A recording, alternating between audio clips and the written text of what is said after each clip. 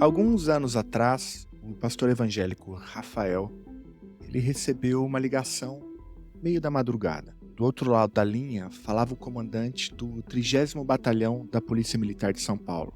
Temos um caso que acreditamos ser de natureza espiritual, disse o policial. Rafael, que trabalhava como capelão voluntário da PM, ficou surpreso com o chamado àquela hora. Não se tratava do convite costumeiro para abençoar a tropa com sermões bíblicos antes da rotação de turno, algo que vinha fazendo há anos como membro da Associação PMs de Cristo. Dessa vez, ele teria a oportunidade de contribuir diretamente com uma operação policial. Quando chegou ao local da ocorrência, no município de Ribeirão Pires, Rafael viu 4 viaturas estacionadas em frente a uma casa num bairro de periferia. Os policiais estavam suados e exaustos. Não conseguia explicar o que se passava ali dentro, e o pastor decidiu entrar na casa para inspecionar a situação. Foi quando uma mulher voou sobre ele, atacando-o. Rafael concluiu sem pestanejar. Era um caso de possessão demoníaca. Ergueu a Bíblia com uma das mãos e apontou a outra para a mulher, exorcizando o espírito que se apossara do seu corpo. E deu certo. Em poucos segundos, ela desabou no chão e recobrou a consciência. Rafael saiu de casa satisfeito e deu a missão por cumprida. Um policial atônito perguntou a ele o que deveria fazer agora. Nada. Deixe ela seguir com a vida em paz. Está tudo resolvido.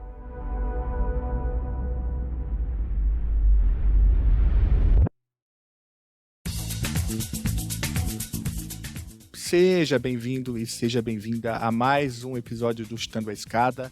É isso mesmo, você está no Chutando a Escada, você não está no Mundo Freak.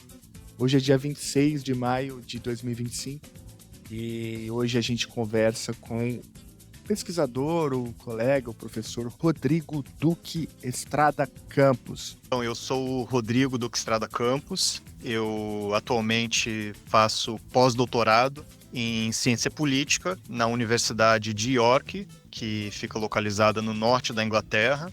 E a pesquisa de pós-doutorado está relacionada a grupos voluntários atuando na segurança pública aqui na Inglaterra. É um pouco diferente da minha pesquisa de doutorado, mas ainda tem alguma semelhança.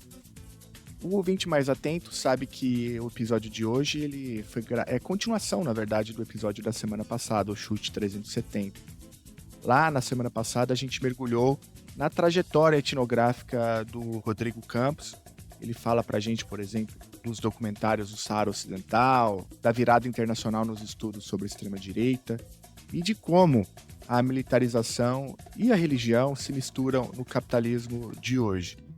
E agora a gente vai ouvir a segunda parte desse papo, focada num tema que mexe direto com a sociedade brasileira, que é essa simbiose entre evangélicos e as forças policiais, como, entre outras coisas, um dos pilares da extrema-direita no país.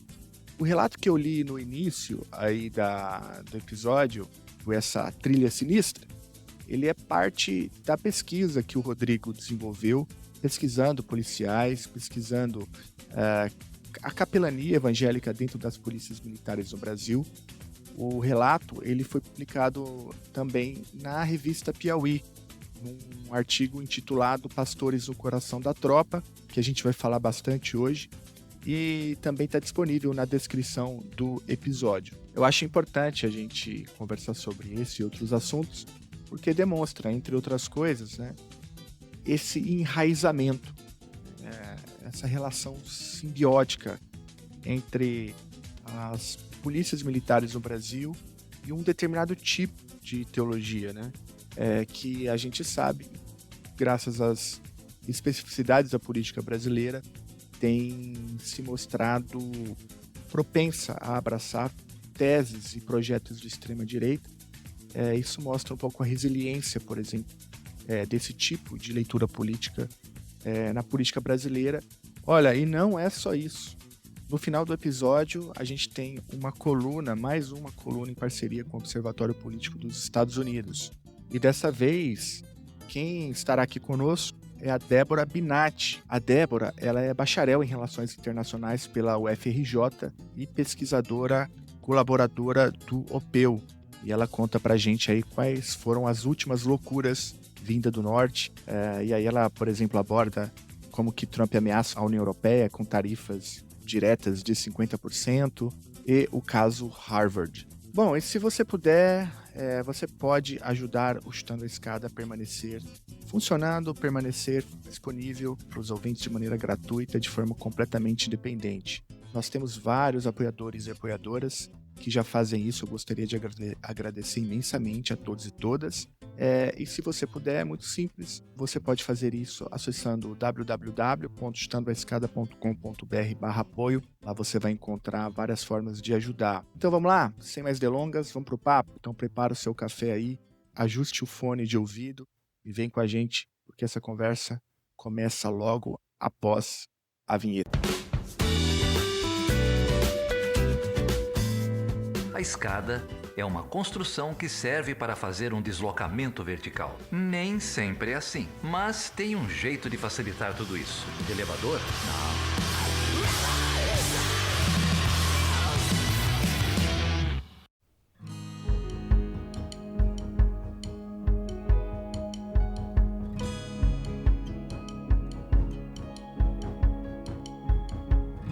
Então, entendida, né, a trajetória conceitual e metodológica que a gente abordou no episódio da semana passada, você então deságua então nisso que eu chamei ali de dois elementos constitutivos do bolsonarismo, né? O primeiro são os evangélicos e o segundo são as forças policiais. Todo mundo aqui que nos escuta sabe, a gente já trabalhou bastante aqui no Chutando a Escada sobre esses dois pilares do bolsonarismo.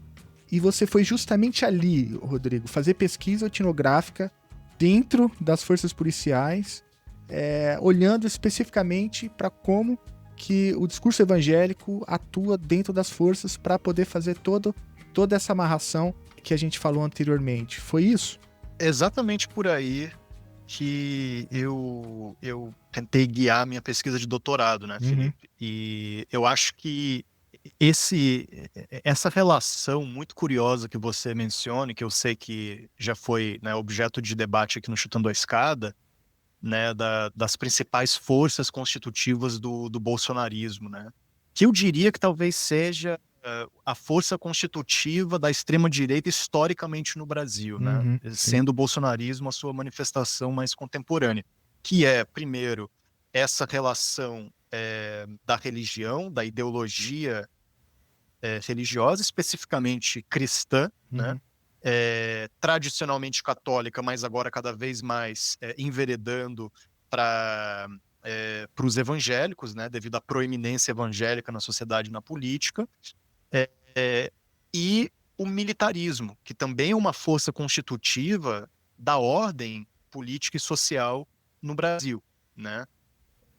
Então, esses dois elementos, e eu acho que ainda casados com o neoliberalismo, né, pelo menos atualmente, né, no bolsonarismo, Sim. eu acho que existe uma simbiose muito potente e que eu acho está dando sinais da construção de uma ordem alternativa no Brasil que, se a gente olhar pela maneira como o debate político e como a mídia retrata a política nacional, a gente talvez não perceberia tão nitidamente, né?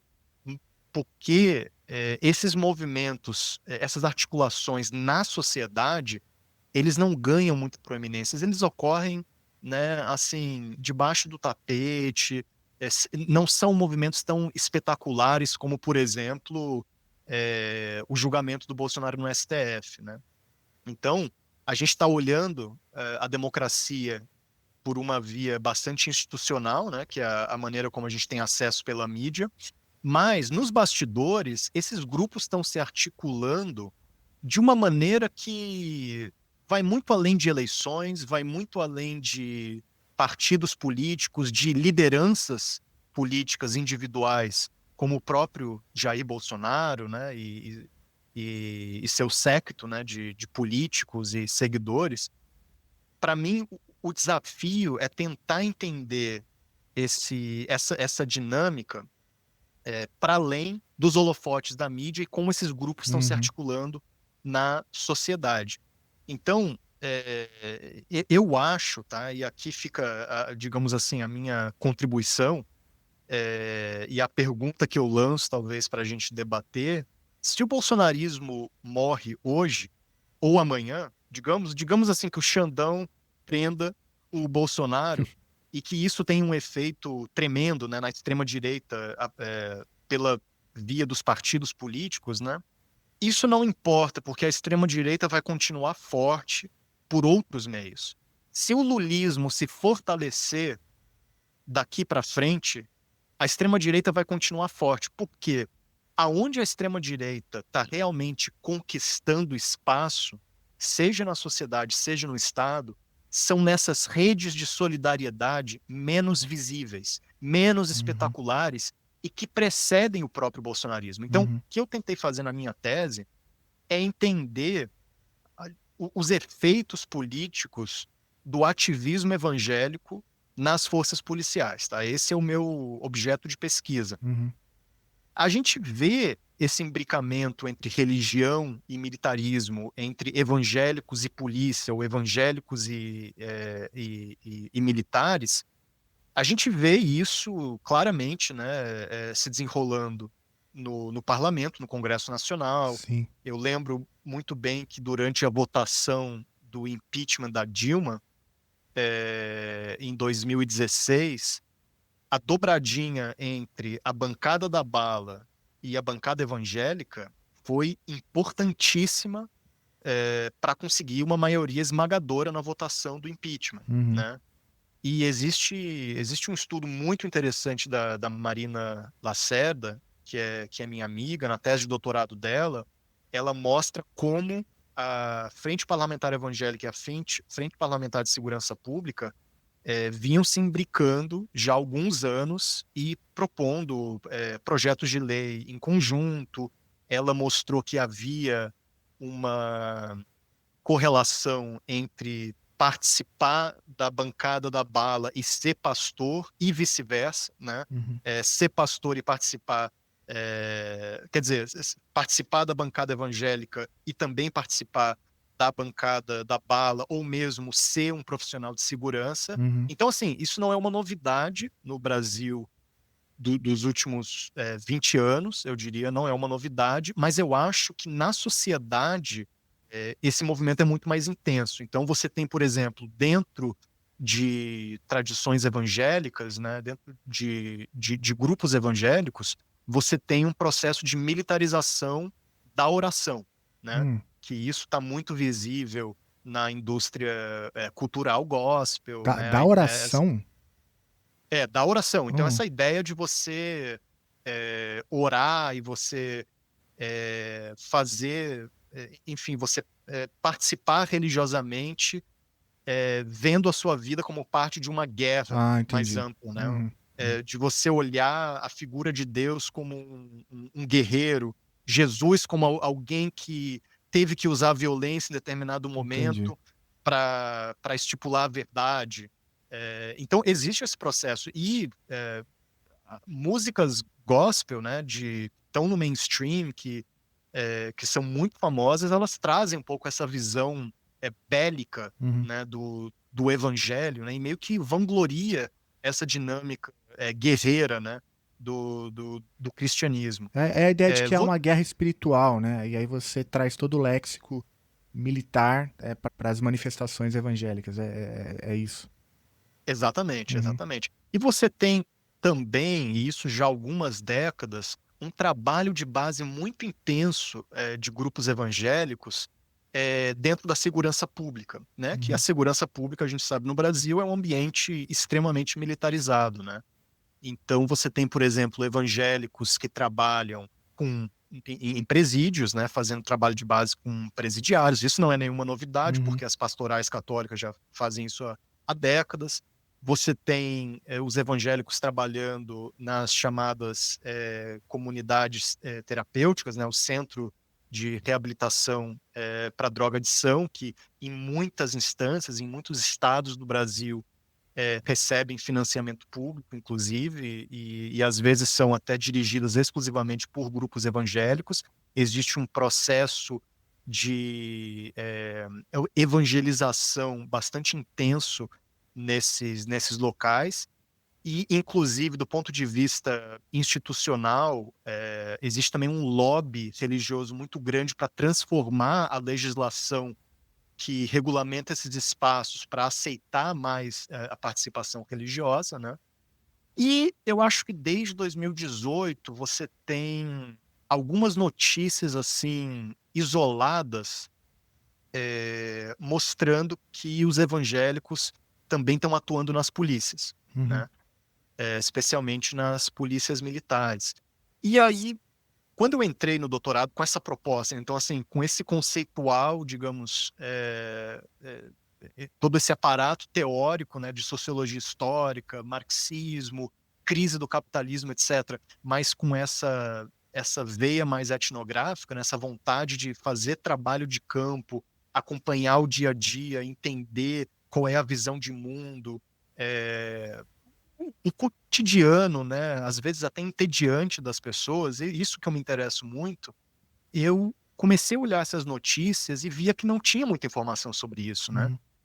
Tinha algumas coisas um pouco, assim, interpretações espetaculares, porque a Igreja Universal está montando o seu exército particular, que eu acho que talvez é a maneira, digamos, lógica com qual a gente se depara, né, uma notícia dessa, né? Pronto, os caras estão agora construindo o exército próprio e daqui a pouco vão montar um feudo seu, né?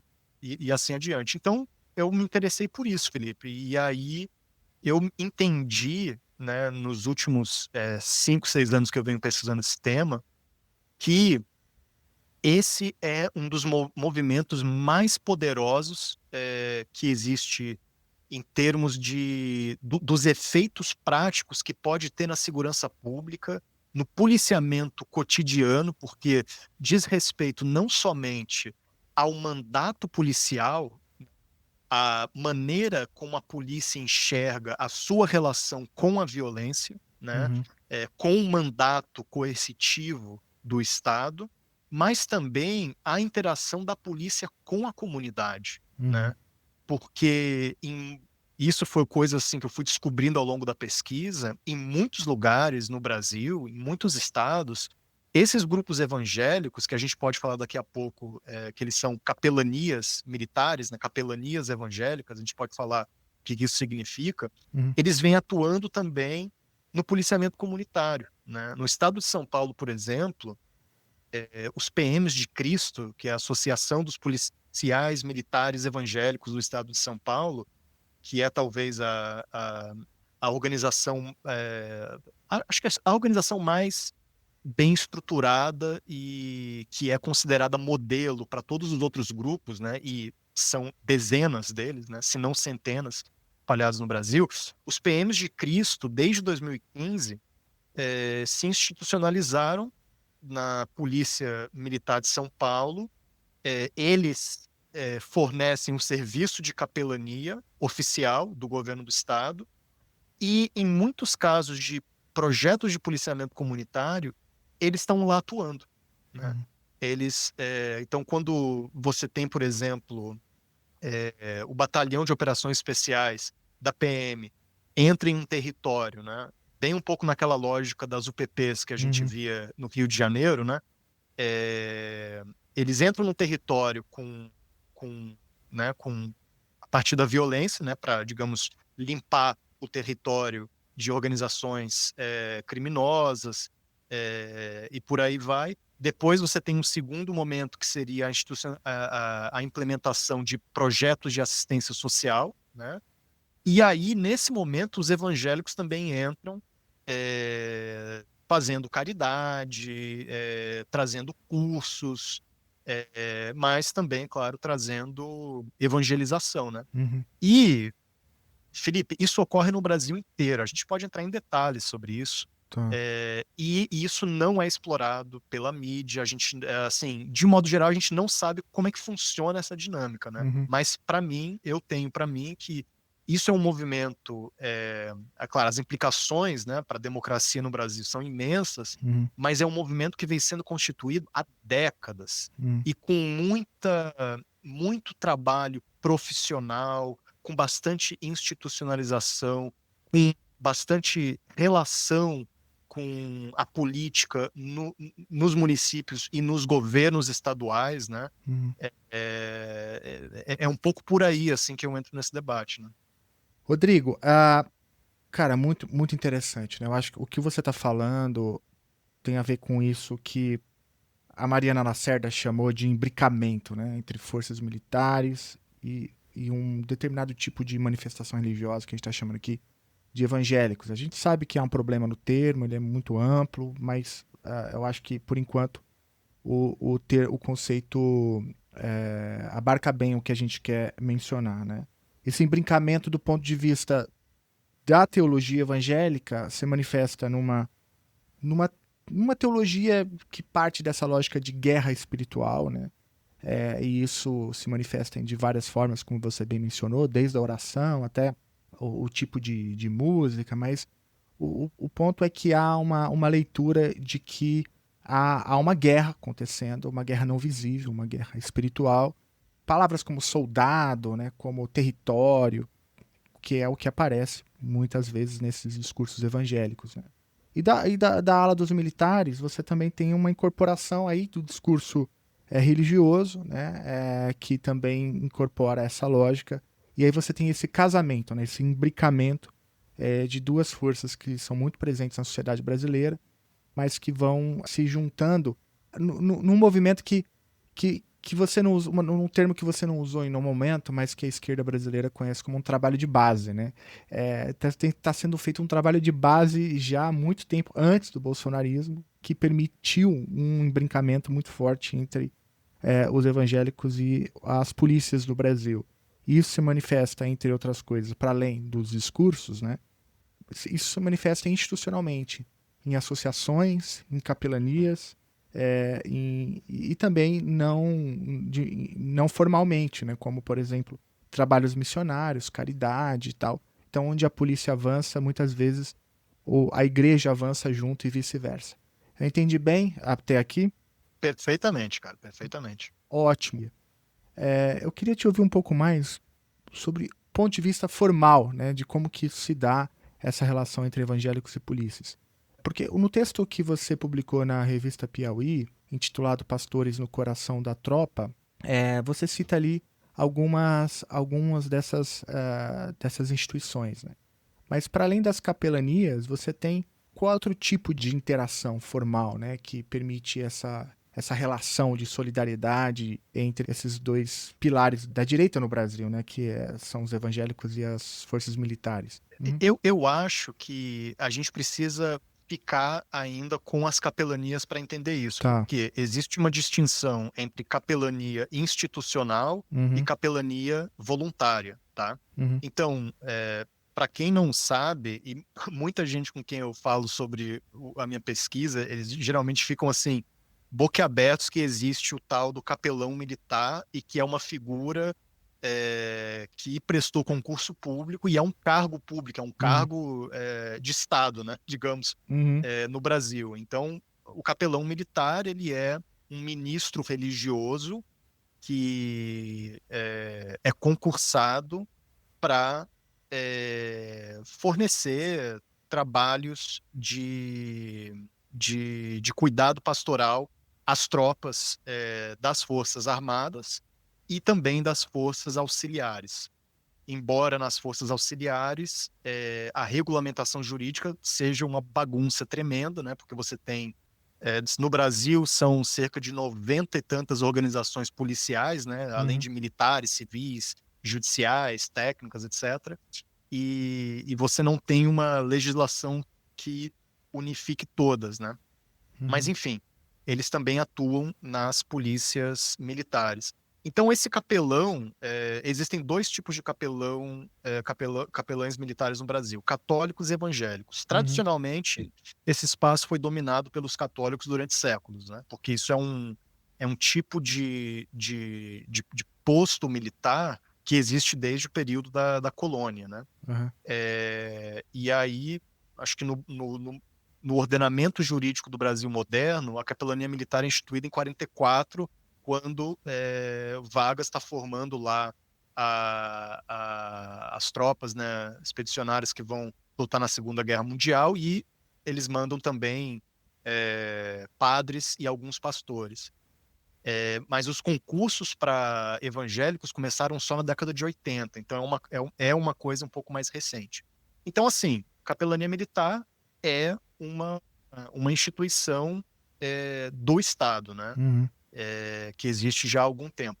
A capelania voluntária, ela é muito próxima da institucional, mas ela é a porta de entrada para esses grupos nas polícias militares. Não existe capelania voluntária nas Forças Armadas, tá? Eles são bem rígidos com relação a isso, mas nas polícias militares, como você tem um problema de fragmentação organizacional e de excesso de autonomia dos comandos das polícias, e às vezes até autonomia de comando de batalhão, muitos comandantes aceitam esse trabalho. Por quê? Um problema imenso que existe dentro das polícias, e aí eu acho que é um desafio para a gente pensar enquanto campo progressista, porque a esquerda no Brasil não tem proposta para a segurança pública, não tem proposta para a polícia. Eu acho Uhum. que existem mais, são... claro que eu estou fazendo uma redução Claro, aqui, claro.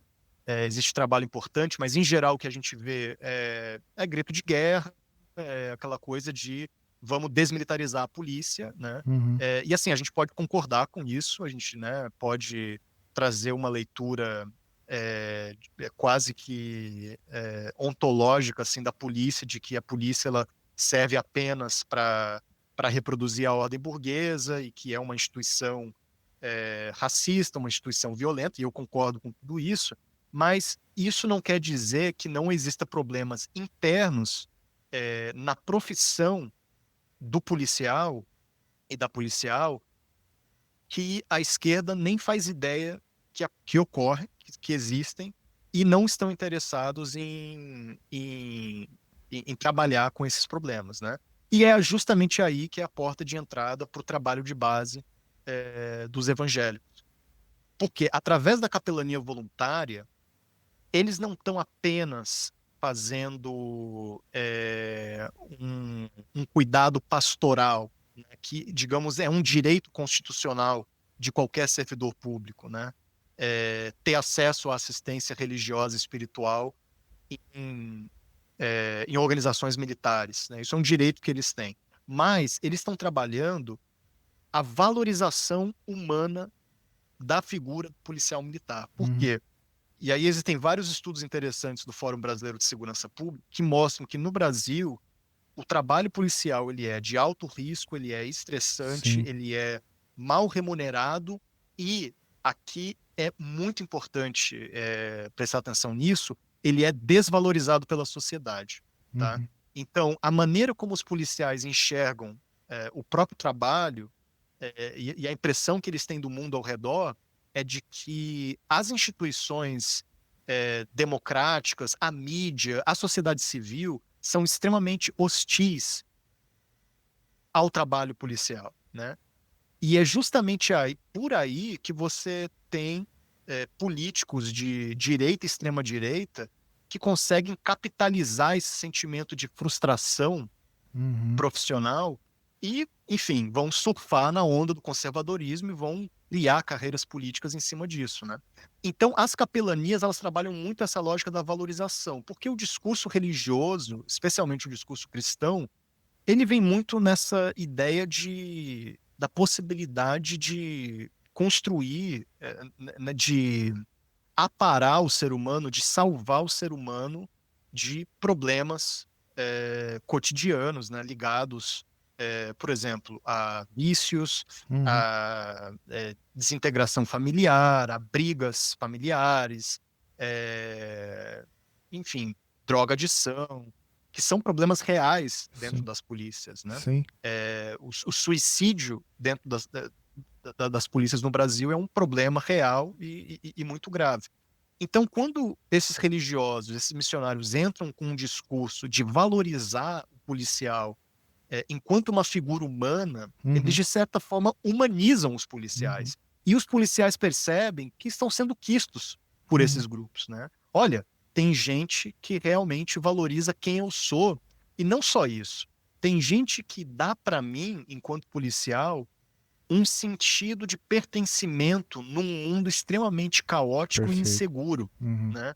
Então, e isso, aí você tem todo um trabalho de literatura cristã que os evangélicos fazem, produzindo livros de teologia sobre, digamos, a missão de Deus para o policial. E não Hum. por acaso é o título de um livro de um oficial da PM de São Paulo, já aposentado, né? Tem um outro livro chamado Projeto Polícia e Igreja, Manual para a Implantação de Capelania Voluntária. Tem um outro que se chama Cristianismo para Policiais, Cumprir a Missão Sem Errar o Alvo, né? A polícia, a igreja. Então, assim, existe um mundo de literatura, de música, de confraternização mesmo, né? E de solidariedade entre evangélicos e esses policiais que dão a eles um significado quase que divino para a sua missão. E aí a própria Bíblia, né, especialmente lá em Romanos, né, capítulo 13, eles vão utilizar alguns versos bíblicos para dizer que não, você policial, você é enviado por Deus, você é uma sentinela de Cristo na Terra, você está aqui para proteger a ordem social, e aí existe uma espécie de sacralização da ordem, né?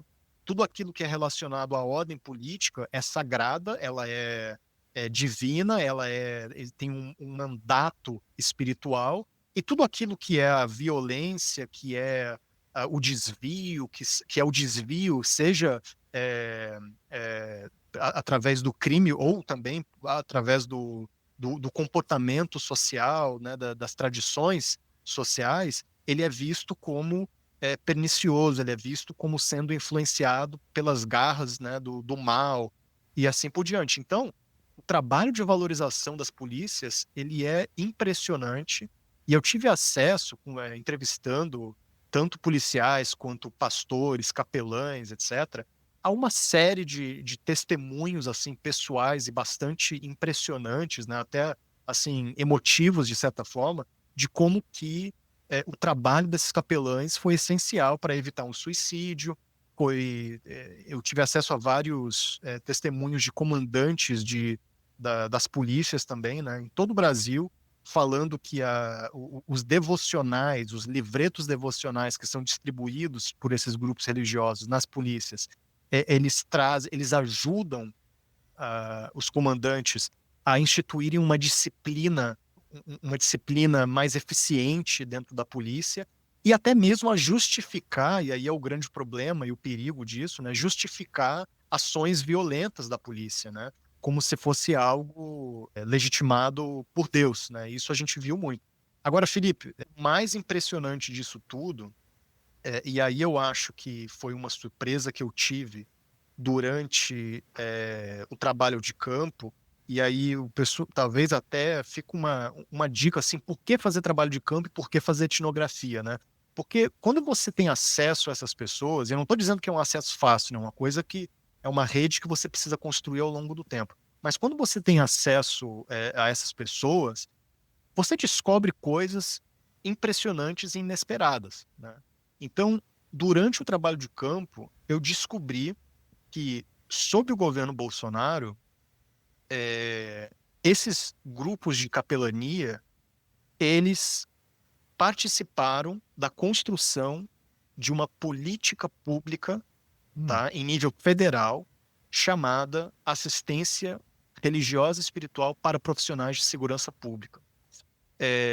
Não havia notícia disso em lugar nenhum, né? Então foi assim, quase que é, por acidente que eu descobri, conversando com um entrevistado, né, com um cara, do Paraná, e me disse, inclusive a gente semana que vem a gente vai voltar para o Ministério porque a gente está tocando um projeto lá. E, cara, isso abriu um mundo que eu não, como eu disse, eu não esperava, mas também um mundo bem maluco, né? Porque, assim, Hum. eu tive acesso a esse pessoal, eu entrevistei esse pessoal durante o doutorado. Dentro da Senasp, eles criaram uma estrutura, né? A Senasp é a Secretaria Nacional de Segurança Pública, dentro do Ministério da Segurança, Ministério da Justiça e Segurança Pública. Então, dentro da Senasp, eles criaram uma estrutura, uma coordenação para construir uma política pública de assistência espiritual para profissionais de segurança. Por quê? Porque os comandantes das polícias adoram isso. Porque eles veem isso com bons olhos, eles ajudam, como eu falei, a disciplinar a tropa, eles ajudam a trazer conforto para os problemas, estresses e o risco diário que os policiais enfrentam. Eles fornecem cursos de, de finanças para as famílias, tanto dos militares quanto dos policiais, né? E isso não é só polícia militar, né? Polícia Rodoviária Federal, Polícia Federal, Polícia Civil, né? Isso ocorre no Brasil todo. Só que eles estavam tentando institucionalizar isso em uma política pública federal. E lograram, né, se eu não me engano, durante 3 anos, essa política pública ela esteve em voga, né? Teve até mudança em legislação para incluir o termo assistência espiritual como parte da definição de saúde biopsicossocial do policial. Então, assim, como é que a gente define, né, para fins de construir segurança pública, o que é a saúde do policial? É a nutrição, é o exercício físico, é o acesso a projetos de saúde mental e também, né, assistência espiritual. Isso faz parte da atenção e da valorização humana do policial. Esse projeto, Felipe, teve financiamento, pelo menos no projeto, né, que eles previam, era 16 milhões de reais. Eles queriam construir núcleos de assistência espiritual em todo o Brasil, eles queriam comprar viaturas para os capelães poderem atender as tropas, né, em emergências, que inclusive é uma coisa extremamente interessante. Eu visitei a sede dos PMs de Cristo em São Paulo e vi que lá eles estavam montando uma espécie de call center, né, para conectar os pastores capelães diretamente aos policiais que precisavam de ajuda, seja por problemas de saúde mental, seja em operações em que a polícia achasse que a presença de um pastor poderia ajudar para mediação de conflito, né? E isso não é anedota, isso, assim, é cotidiano, entende? É cotidiano. Dentro desse projeto na Senasp, eles fecharam um acordo com uma igreja chamada Ministério Pão Diário, que é um ministério transnacional. Ele é originalmente dos Estados Unidos e está no Brasil já há mais de 20 anos.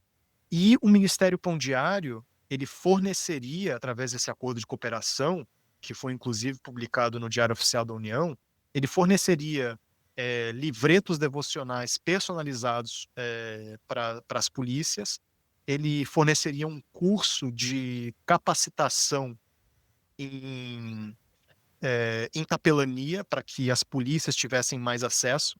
E outra coisa que eu me esqueci de mencionar, né, por que é tão importante para as polícias terem a presença desses capelães? Porque é gratuito, né? Não tem nenhum ônus financeiro ou orçamentário no Estado. Eles fazem isso porque faz parte da missão religiosa, pessoal deles, né?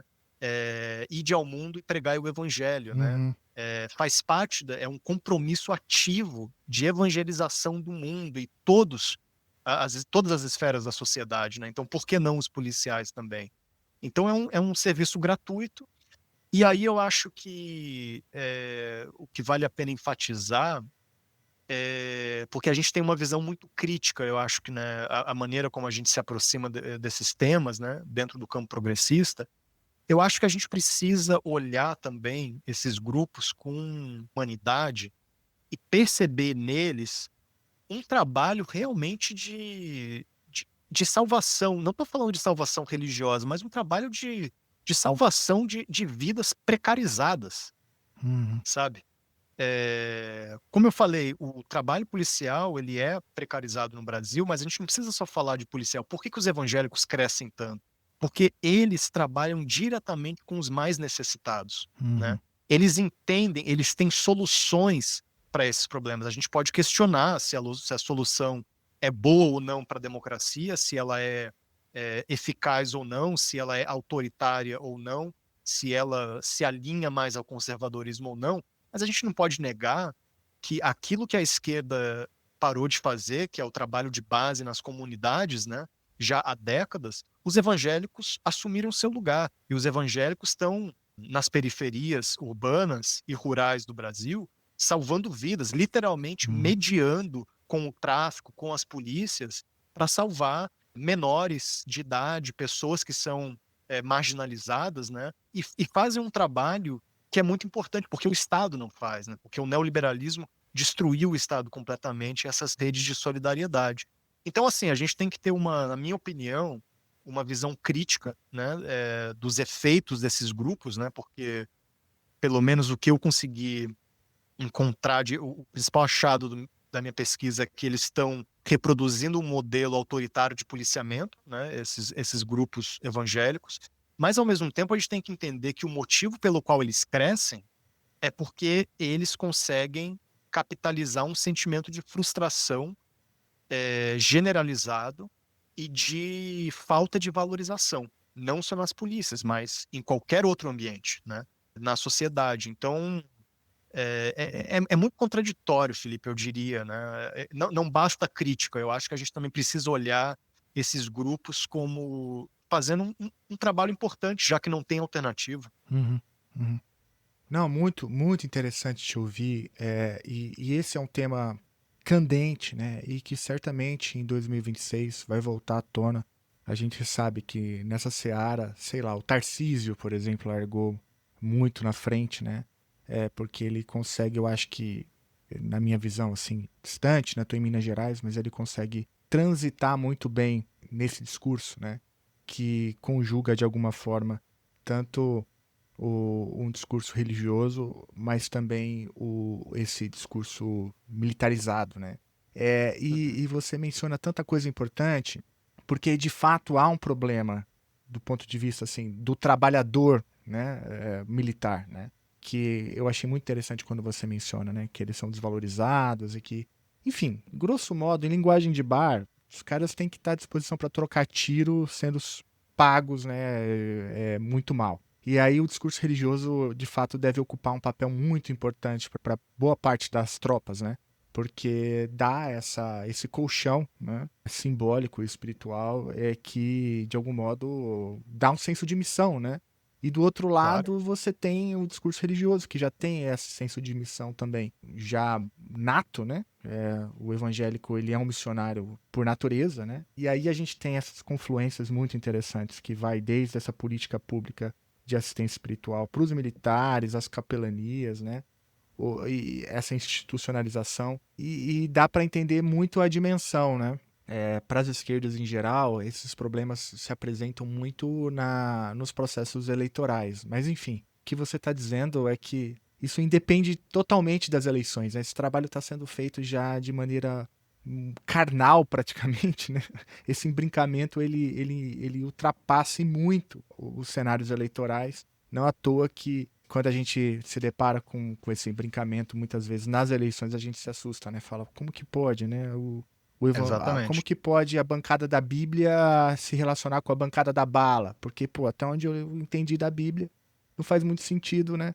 É pastor fechar com militar, no sentido agressivo da palavra, né? Que dá tiro e tal, dá bala e resolver tudo.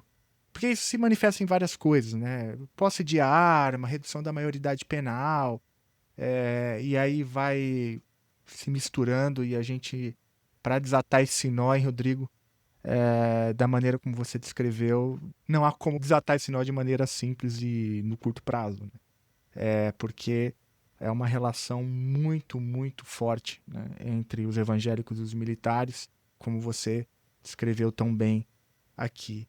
Faz sentido, cara. Se eu puder só adicionar uma observação interessante, é que geralmente a gente olha para esses grupos, né? E talvez tem algumas pessoas que às vezes até mesmo de má fé, né?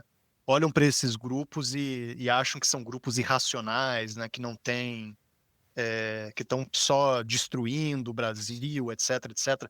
Mas uma coisa que eu identifiquei muito claro na minha pesquisa, do trabalho de base desses grupos, é o profissionalismo com que eles desenvolvem esse trabalho de base. E é um profissionalismo, aí vem aqui o giro irônico dos acadêmicos, né? Eles fazem pesquisas acadêmicas para medir a eficiência do próprio trabalho. Eu tive acesso, cara, a dezenas de dissertações de mestrado e até mesmo de doutorado, claro, ou de universidades cristãs, ou mesmo das ciências militares que os oficiais precisam fazer para graduar, né? Seja mestrado ou doutorado. Então, dentro dos próprios batalhões policiais, dentro dos próprios comandos, eles fazem pesquisa para medir a eficiência do trabalho. É claro que, assim, quando você vai ler essas pesquisas, você percebe que são bastante enviesadas, né, do ponto de vista metodológico. Então, mas assim, de qualquer forma, existe um trabalho intelectual intenso desses grupos, né? Lá nos PMs de Cristo, que é o grupo que eu tinha mencionado, eles usam, a PM usa o espaço dos PMs de Cristo para fazer defesa de dissertação dos PMs que pesquisam a influência da religião dentro das tropas, né? E claro, não são pesquisas disponíveis ao público, né? São fechadas, né? Eles são bastante fechados com relação a isso, mas eu acho que mostra para você a dimensão da troca que essas pessoas têm. Não é só a oração, não é só uma sessão pastoral, aqueles 10 minutos de louvor ali entre a rotação de um turno e o outro, né?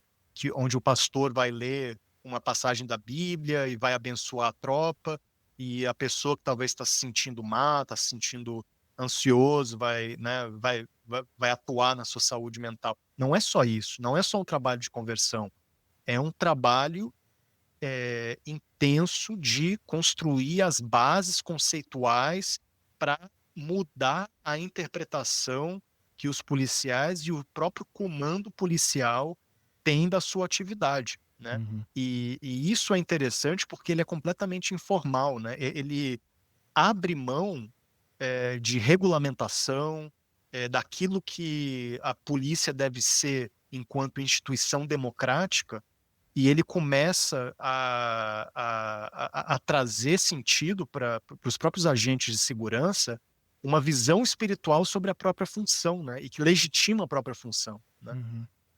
Então, eu só chamaria atenção para isso, para a gente não achar que esses grupos são simplesmente irracionais e estão aí só, digamos, lucrando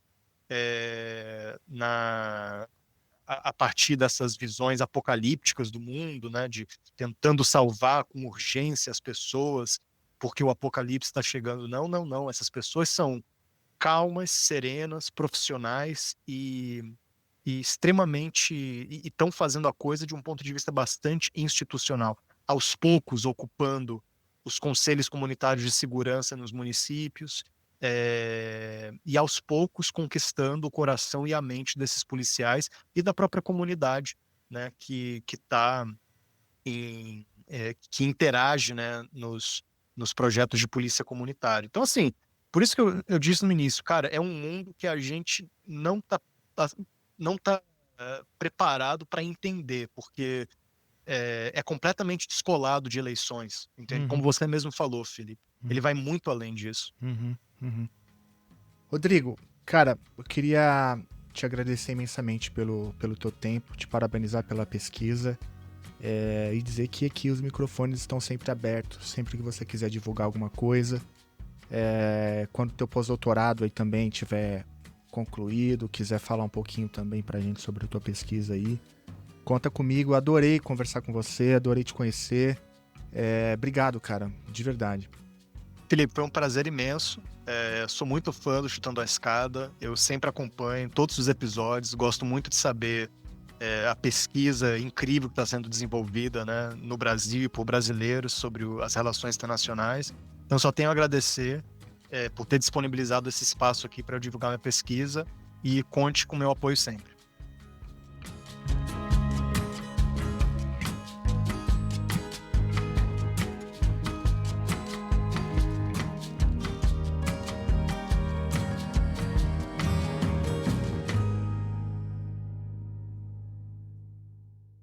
Olá, ouvintes do Chutando a Escada. Aqui é Débora Benatti, bacharel em Relações Internacionais pela UFRJ e pesquisadora colaboradora do APEU, o Observatório Político dos Estados Unidos. Venho hoje com algumas das notícias vindas do norte do continente americano. Primeiramente, Trump ameaça a União Europeia com tarifas diretas de 50%, válidas a partir do início do próximo mês. O anúncio foi feito a partir de um post de sua rede social, a Truth Social. Tal medida, se mantiver, irá agravar as tensões comerciais a nível mundial. Isso após semanas da Casa Branca assinando um progresso no que se refere às negociações. O post anunciando a tarifa ao bloco europeu foi publicado minutos depois de Trump afirmar que a Apple teria que pagar tarifas de pelo menos 25% se os iPhones vendidos no mercado estadunidense não forem fabricados nos Estados Unidos. Isso demonstra um recrudescimento de sua política tarifária. Simultaneamente, após a proibição de alunos estrangeiros em Harvard pelo governo Trump, a universidade suspira temporariamente. Uma juíza federal impediu a tentativa da administração de Donald Trump de proibir que estudantes estrangeiros frequentem a Universidade de Harvard. A decisão se deu poucas horas depois da universidade ter apresentado a sua ação judicial, na sexta-feira. O caso Harvard está refletindo até onde a administração Trump será capaz de ir ao tentar cercear faculdades e universidades. Dessa forma, a decisão rápida da juíza Alison D. Burroughs é um freio para os esforços de Trump de intimidar a elite intelectual. A juíza estabeleceu que a decisão administrativa de Trump permanecerá suspensa enquanto o caso é julgado. Isso porque deixar a proibição entrar em vigor enquanto ocorre litígio poderia causar à universidade danos imediatos e irreparáveis. É importante ressaltar que a decisão do governo Trump contra a proibição de estudantes estrangeiros ocorreu em sequência do congelamento de 2,2 bilhões de dólares de verba para a universidade. Essas medidas ocorreram depois de Harvard recusar as demandas intervencionistas da administração Trump. E essas são as notícias de hoje. Para todos que gostaram do episódio, lembro que pesquisa de qualidade sobre Estados Unidos é com o PEU. Acesse nosso site para dar mais comentários de nossos especialistas. Um forte abraço a todos e nos vemos em um próximo episódio de Chutando a Escada. Você acabou de ouvir mais um episódio do Chutando a Escada. Para apoiar, acesse chutandoaescada.com.br/apoio.